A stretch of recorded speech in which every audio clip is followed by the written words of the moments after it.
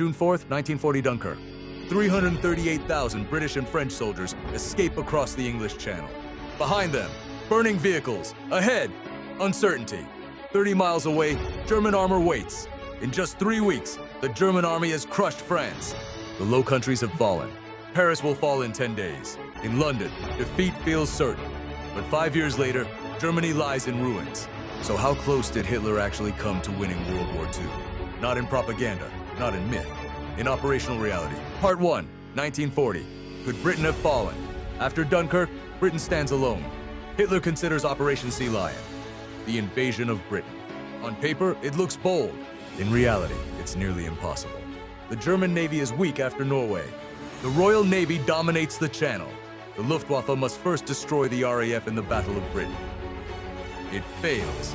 Even if Germany had air superiority, it lacked proper landing craft, naval protection, and logistical support for a sustained invasion. Britain wasn't close to collapse. It was bruised, but not broken. 1940 was not Germany's moment to win the war. Part 2, 1941, the Moscow Gamble. June 22nd, 1941, Operation Barbarossa begins. 3 million German soldiers invade the Soviet Union.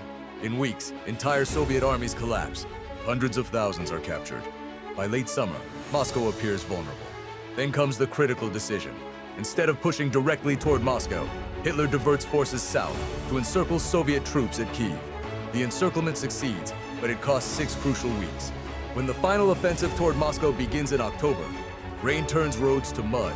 Then winter comes. German troops reach the outskirts of Moscow, but cannot take it. Soviet counterattacks begin in December, the first major German defeat of the war.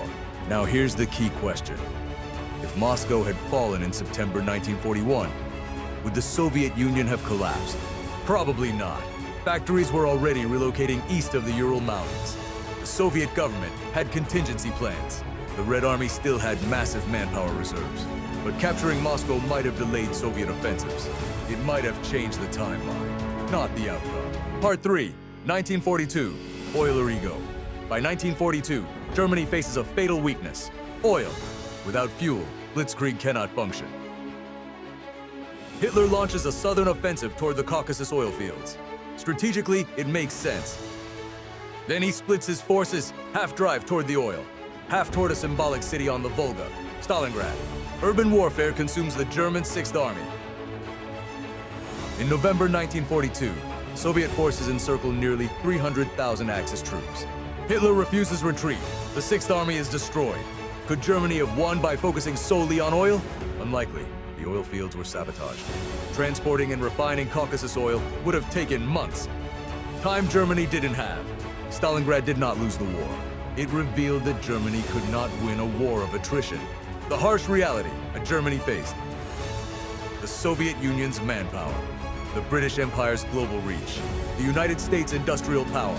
By 1943, American factories produced more steel and aircraft than Germany could ever match. Germany had 80 million people. The Allies had hundreds of millions. In a total war of production and endurance, the map was decisive. So how close was Hitler? In 1940, not close. In 1941, operationally close to changing the tempo, but not the outcome. By 1942, they're strategically doomed. Germany's victories were spectacular, but they created overextension. The war was lost not because of one decision. It was lost because Germany lacked the resources to defeat 3 industrial giants at once. Final thought. The real lesson isn't that Hitler almost won. It's that early success can hide long-term weakness. The margin between triumph and catastrophe in 1940 felt thin, but structurally, the outcome was already narrowing toward defeat. History wasn't inevitable, but it was heavily weighted.